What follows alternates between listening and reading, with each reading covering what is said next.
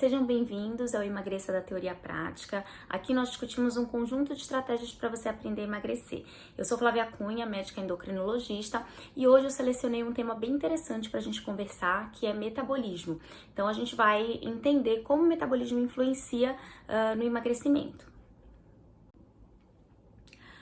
O metabolismo é o nome dado a todo tipo de reação, todo tipo de transformação que acontece no nosso organismo. Então, nós estamos sempre utilizando energia para tudo que acontece dentro da gente, né? O nosso corpo, ele depende basicamente de energia para funcionar. Então, a gente está sempre ou produzindo energia ou guardando o excesso de energia que a gente tem. Por isso que o metabolismo é chamado de metabolismo energético.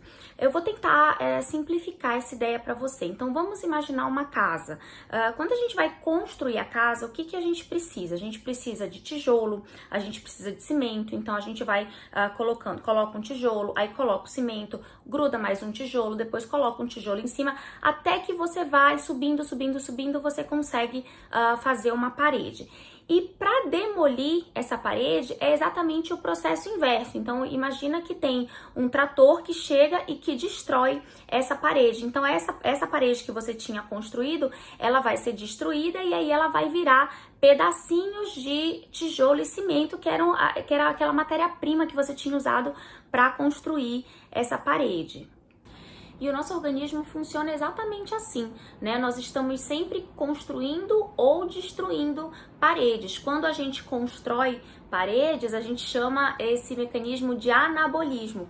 E quando a gente destrói paredes, a gente chama de catabolismo. Por que a gente faz isso? Porque a gente precisa gerar ou guardar energia. Então, vamos imaginar que as minhas células estão famintas, estão precisando de energia. Então, o meu organismo vai destruir uma parede e aí vai gerar esse monte de tijolinho quebrado, de cimento, e aí as minhas células vão utilizar isso como fonte de energia. Elas vão se alimentar desses tijolos e cimentos quebrados, vamos dizer assim.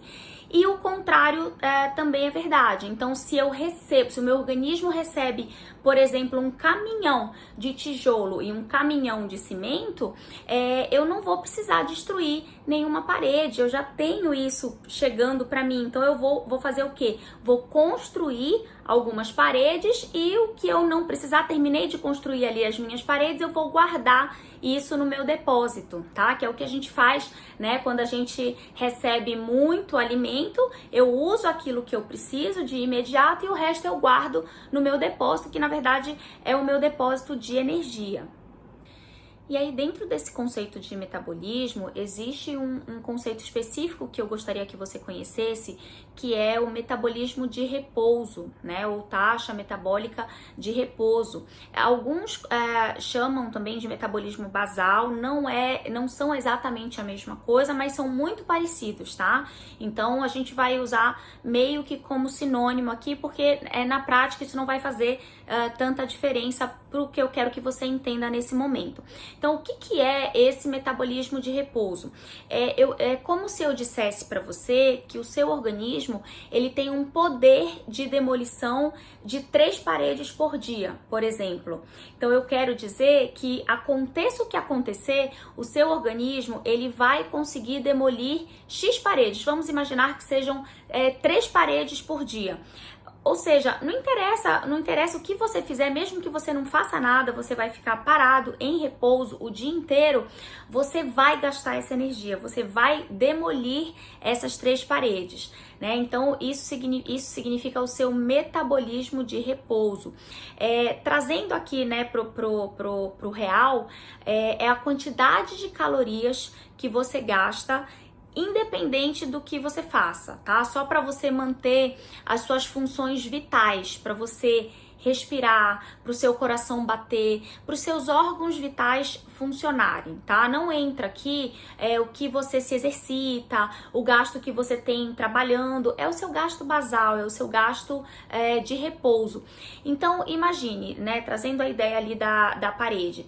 Se eu tô te dizendo que você tem essa taxa de demolição de 3 paredes por dia, você tem que entender que para você emagrecer, a sua taxa de demolição de paredes precisa ser maior do que a sua taxa de construção de paredes, né? Então, ou seja, o seu metabolismo de repouso, ali as calorias que você gasta em repouso, elas precisam ser pelo menos iguais ou de preferência superiores àquelas calorias que você ingere. Com isso, você vai criar o que a gente chama de balanço negativo. Ou seja, com isso, você vai gastar mais caloria do que você vai ingerir. Ou seja, você vai demolir mais parede do que você vai construir. Eu vou tentar te dar um exemplo prático, né? Então, vamos imaginar que o meu metabolismo de repouso seja de 1.200 calorias por dia, tá? Então, durante 24 horas, eu gasto 1.200 calorias sem me mexer, sem me exercitar. É o meu metabolismo, é o meu gasto basal, meu gasto de repouso, né? Então, vamos, assim, a gente não consegue dividir exatamente assim como eu vou explicar, mas é só pra gente ter uma noção, só pra dar um exemplo. Então, vamos dividir isso em 3 períodos do dia. Então, manhã, tarde e noite. Então, 1.200 dividido por 3, eu vou ter ali 400 calorias. Então, vamos supor que eu distribua 400 calorias para o período da manhã, 400 calorias para o período da tarde e 400 calorias para o período da noite. Se no meu café da manhã eu como 500 calorias, no meu almoço eu como mais 500 e no meu jantar eu como mais 500, no total do dia eu tô ingerindo 1.500 calorias. Só que o meu metabolismo de repouso é de 1.200. Então, eu tô ingerindo mais do que eu tô gastando, ou seja, a minha taxa de construção de paredes está sendo maior do que a minha taxa de demolição. Então, no final das contas, eu vou acabar ganhando peso, né? Depois de alguns dias fazendo isso seguidamente, é o que eu chamo de supernutrição crônica, tá? Que eu venho usando muito esse termo nos outros vídeos, mas é para vocês entenderem que, assim, fazer isso um dia não vai me engordar. Se em um dia eu comi um pouco mais do que o meu metabolismo de repouso, ou até, quem sabe, o dobro do meu metabolismo de repouso, não é isso que vai determinar o meu ganho de peso. Eu preciso fazer isso de forma frequente, contínua, né? Por isso que eu digo que é uma supernutrição crônica, ou seja, eu tô batendo a minha meta, tô batendo acima da minha meta, acima do meu limite, cronicamente, durante vários dias seguidos. Então, isso que vai me levar ao ganho de peso. E é nesse conceito que se baseiam as estratégias, algumas estratégias interessantes de emagrecimento, como é o caso do jejum, né, do jejum intermitente, que a gente já comentou, da própria restrição calórica. Então, vamos imaginar aí, se eu faço um período longo de jejum, e eu tenho um período mais curto para me alimentar, dificilmente eu vou conseguir comer todas as calorias do dia naquele período curto, naquela janela de alimentação. Então, isso faz com que a minha taxa de demolição consiga ganhar da minha taxa de alimentação. Então, o jejum é uma estratégia interessante justamente por conta disso, por conta desse mecanismo, né? Eu consigo fazer com que a minha taxa de demolição, ou seja, a minha taxa, né, metabólica ali, o meu gasto energético consiga superar, consiga ser maior do meu ganho energético, né? Do que eu tô comendo, do que eu tô colocando pra dentro. Então é como, vamos voltar lá ao exemplo das 1.200 calorias diárias. Então, imaginando a minha taxa de repouso de 1.200 calorias. E aí vamos imaginar que eu passei a manhã inteira sem me alimentar. E aí eu só fui me alimentar na hora do almoço e depois eu fiz o jantar. E aí na hora do almoço eu comi 400 calorias e na hora do jantar eu comi mais 400. Então, olha, no dia inteiro eu comi 800 calorias. Só que o meu gasto de repouso foi de 1.200. Então, eu consegui criar um balanço negativo de 400 calorias. Fazendo isso em dias seguidos, mesmo que não seja sequencialmente, eu posso jejuar num dia ou restringir de uma outra forma, né? Restringir a caloria num dia, aí no outro dia eu afrouxo um pouquinho mais, aí no dia seguinte eu restringo de novo, fazendo esse balanço, causando esse déficit, por exemplo, de 400 calorias todo dia ou vários dias na semana. em algumas poucas semanas eu já vou apresentar um emagrecimento, porque é o que eu quero que você entenda, né? Esse conceito, a taxa de demolição, ela tá sendo maior, ela tá vencendo a taxa de construção de parede, ou seja, o gasto energético, ele tá vencendo o ganho energético. Olha, eu escuto praticamente toda semana no consultório essa frase. O meu metabolismo é lento e eu engordo fácil por causa disso. Então, assim, eu vou te dar uma informação muito valiosa. O que mais influencia nesse metabolismo de repouso, o que mais acelera esse metabolismo de repouso, é a quantidade de massa magra e, em especial, a quantidade de massa magra em relação à massa gorda, tá? Então, se eu tenho um organismo musculoso com boa massa magra, não precisa ser, assim, extremamente musculoso, mas, assim, uma boa massa magra, eu vou ter um metabolismo melhor, eu vou ter um metabolismo de repouso mais acelerado.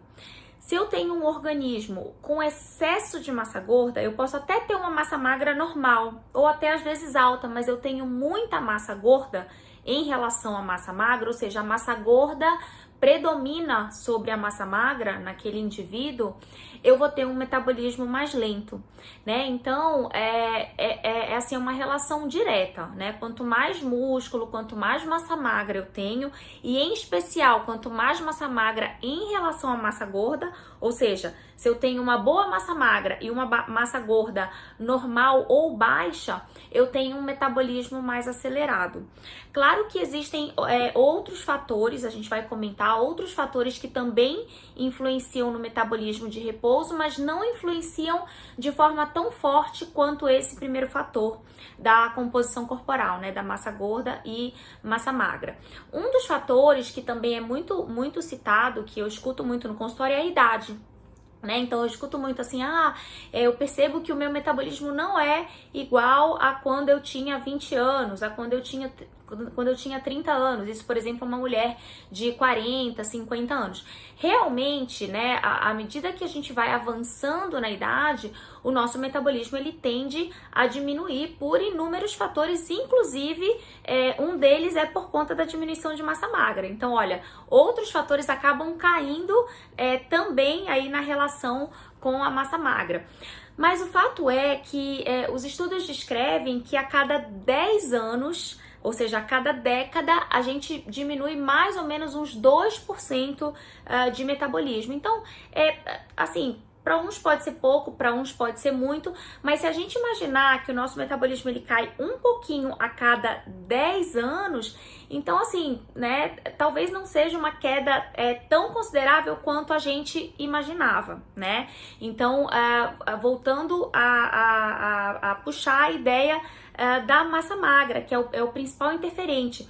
Por que eu te digo isso? Porque eu tenho mulheres, por exemplo, de 50 anos que assim, vão assim com frequência para academia, tem uma boa ingestão de proteína e, em resumo, tem uma boa massa magra, e essas mulheres às vezes têm um metabolismo mais acelerado do que garotas de 20 anos que estão com excesso de gordura. Então isso não é raro, tá? Não é nem um pouco raro eu avaliar mulheres, por exemplo, de 50 anos com massa magra boa, mulheres que se cuidam e que têm um metabolismo mais acelerado do que meninas de 20 com excesso de massa gorda, tá? Então, assim, claro que, né, a idade você perde, você diminui o seu metabolismo, mas você diminui em relação a você mesmo, né? Então, essa mulher de 50 anos, ela pode ter ainda um metabolismo acelerado, inclusive mais do que uma garota de 20, mas é provável que ela tenha um metabolismo mais lento do que quando ela tinha 40 ou 30, desde que ela sempre tivesse essa composição corporal de ter uma boa massa magra. Outro fator que influencia é o sexo, né? Homem e mulher. Então, o homem, ele tem um metabolismo mais acelerado do que a mulher, mas isso também é explicado porque o homem tem maior massa magra do que a mulher. Isso, a resposta para isso é a ação hormonal. Então, a gente sabe que a testosterona é um hormônio que aumenta muito a massa magra, né? Muito mais do que o estrógeno na mulher, embora o estrógeno também tenha um papel importante na massa magra, mas a testosterona testosterona, ela aumenta muito mais músculo do que o estrógeno, né, que é o hormônio feminino. Então, os homens, eles têm um metabolismo mais acelerado do que as mulheres, por conta, provavelmente, aí de maior massa magra do que as mulheres. Então, para concluir o raciocínio, né, da história do metabolismo lento, o seu metabolismo ele pode até estar lento, mas na verdade ele lentificou após você ganhar gordura. Então, primeiro você engordou, né? Primeiro você burlou aquela regrinha, né, de comer menos do que gasta. Então, você acabou em algum momento cronicamente comendo mais do que você gasta, e aí com isso você foi engordando, e aí esse excesso de massa gorda que você acumulou foi responsável por lentificar o seu metabolismo, tá? Então, pra gente tirar um pouco dessa crença também de dizer que a minha genética não me favorece, que o meu metabolismo é lento, é uma droga, não funciona, eu não tenho essa taxa de demolição, todos nós temos, porque nós precisamos, né? Uma coisa vital, né? Uma coisa do funcionamento normal dos nossos órgãos. Então, todos nós temos esse gasto energético de repouso, foi uma bênção que Deus nos deu e a gente só não sabe trabalhar com ele, né? Claro que tem né, outros fatores que a gente vai discutir aí ao longo dos vídeos, mas assim, o que eu quero é que você quebre essa crença de achar que o problema veio do metabolismo lento. Na verdade, assim, você engordou e o excesso de gordura deixou o seu metabolismo mais lento e aí sim vai se tornando cada vez mais difícil. Aí eu concordo com você que aí fica, depois que ele já lentificou um pouco, fica mais difícil realmente emagrecer, porque aí você já tá com esse excesso de massa gorda que você precisa perder. Mas o que eu quero deixar claro é que assim, a melhor estratégia, né, para você acelerar, aumentar esse gasto energético de repouso é você ganhar músculos, né? Por isso que a gente estimula tanto ir para academia, fazer musculação. Não precisa ser musculação, não precisa ser academia, mas assim, algum tipo de exercício em que você possa exercitar os seus músculos para que você vá aos poucos ganhando massa magra e aos pouquinhos você vai acelerando o seu metabolismo. Isso vai te dar uma margem um pouco maior, né, na alimentação. Em resumo, né, não interessa o que você faça, é a história da taxa de demolição, ela tá sempre ali. Então é importante você saber trabalhar com essa taxa, você saber se alimentar de acordo com a sua taxa específica de demolição, que na verdade é o nosso gasto energético basal. Agora, claro que existem problemas hormonais, né, que mexem com o metabolismo, que podem, por exemplo, lentificar o metabolismo, e aí sim, né, a lentificação do metabolismo não vai ser por conta do ganho de peso, aí sim vai ser um problema hormonal levando à lentificação do metabolismo que pode gerar um ganho de peso, e aí não tem como falar disso e não falar da tireoide, né? Então, a tireoide é uma glândula que a gente tem aqui na região do pescoço, tá? Nessa região aqui, ela é como uma borboleta que fica deitada aqui no nosso pescoço, e ela produz dois hormônios importantes que são o T3 e o T4. E esse T3 e T4, que são os hormônios tiroidianos, eles vão cair na corrente sanguínea e eles vão atuar em várias partes do nosso corpo. A gente tem receptor de hormônio tiroidiano em muitos locais do nosso corpo. E uma das principais ações desses hormônios tiroidianos é a ação no metabolismo. Então, eles intensificam o metabolismo, eles aumentam o nosso metabolismo. Então, quando a tireoide, por algum motivo, por alguma inflamação, não consegue produzir o T3 e T4, não consegue produzir esses hormônios tiroidianos, a gente tem uma condição, uma patologia, uma doença que a gente chama de hipotireoidismo, ou seja, é a ineficiência da glândula tireoide em produzir os seus hormônios tiroidianos. E aí, com isso, a gente tem uma lentificação do metabolismo, porque a ausência do T3 e T4, né, ou a diminuição do T3 e T4 fazem com que o metabolismo fique mais lento. Mas apesar do hipotireoidismo ser uma doença bem frequente, né, assim, bem prevalente, Eu diria que a grande maioria dos pacientes com sobrepeso e obesidade que me procuram no consultório, assim, talvez mais de 90% desses pacientes não apresentam doença da tireoide, não apresentam hipotireoidismo para justificar o ganho de peso, né? Então, muitas pessoas procuram o endocrinologista com um ganho de 10, 20, 30 quilos, né? Precisando perder isso, e na verdade a gente faz, né, uma avaliação hormonal, a investigação dos hormônios tiroidianos, né? A investigação de hipotireoidismo faz parte, né, da investigação de sobrepeso e obesidade, mas a grande maioria não apresenta hipotireoidismo. Então, apesar da gente saber que o hipotireoidismo leva a ganho de peso, pode justificar um ganho de peso considerável, a maioria dos pacientes que procuram o endocrinologista com excesso de peso, né, que procuram o tratamento de emagrecimento, não apresentam esse problema. Então, a gente volta na discussão anterior, né, chamando a atenção de que muitas vezes o erro primário foi esse desequilíbrio entre gasto energético e ingestão energética, né? Então, isso foi o erro primário que levou ao excesso de peso, e aí esse excesso de peso, esse excesso de gordura é que gerou uma lentificação do metabolismo. Outra pergunta frequente é: existem alimentos que aceleram esse metabolismo de repouso, que aceleram esse gasto energético? Olha, até existem, né? Então, café, pimenta, gengibre. Existem alguns alimentos que aumentam um pouquinho o metabolismo, mas assim, é tão pouco, né? É uma quantidade assim tão pouca nesse aumento. Então, assim, para ser uma coisa considerável, você teria que comer muito desses alimentos e de forma muito frequente. E ainda assim ter um resultado muito pequeno nesse aumento. Então, assim, na minha opinião, não é uma estratégia assim muito representativa, né, para aumento de gasto energético. Agora tem uma coisa que eu queria discutir, que é o efeito térmico dos alimentos. É um pouco diferente disso, né? Ou termogênese alimentar.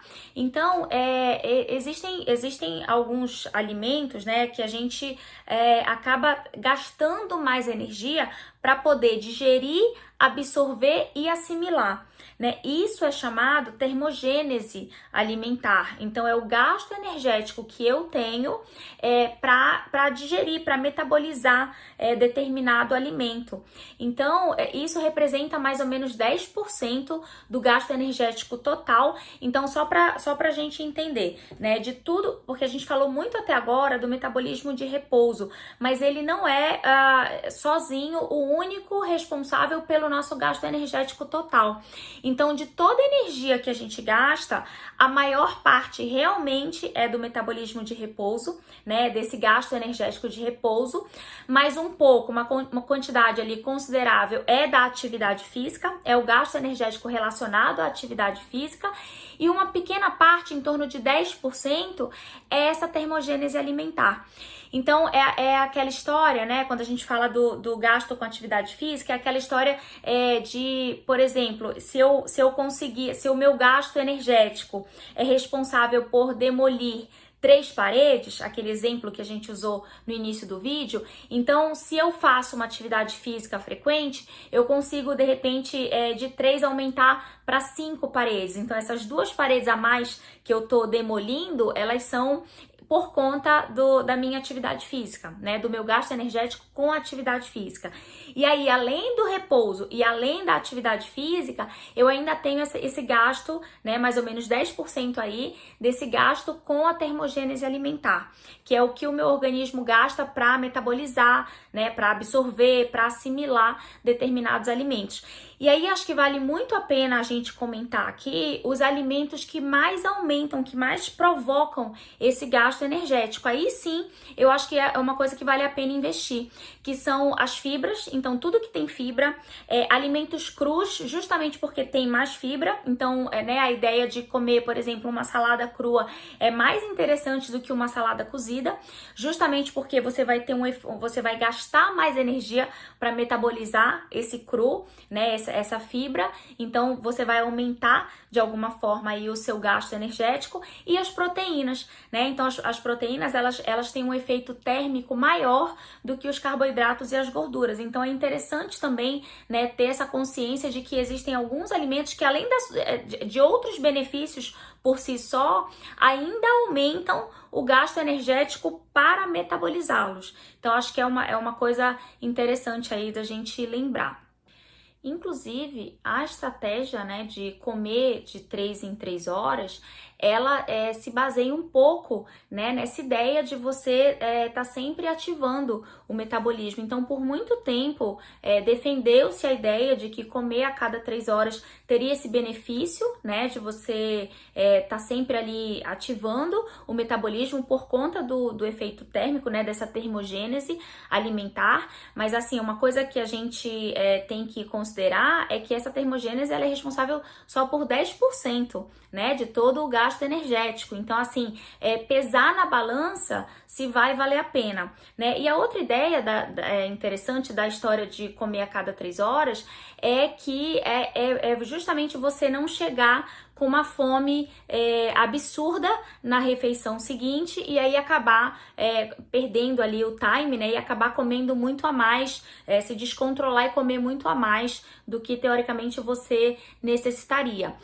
Por outro lado, né, tem as críticas ao jejum, né, de que o jejum poderia lentificar o metabolismo, mas, bom, isso ainda assim, né, isso é bastante discutível na literatura, até porque muitos estudos que fazem essa avaliação, eles pegam como parâmetro o jejum intermitente realizado durante o Ramadã.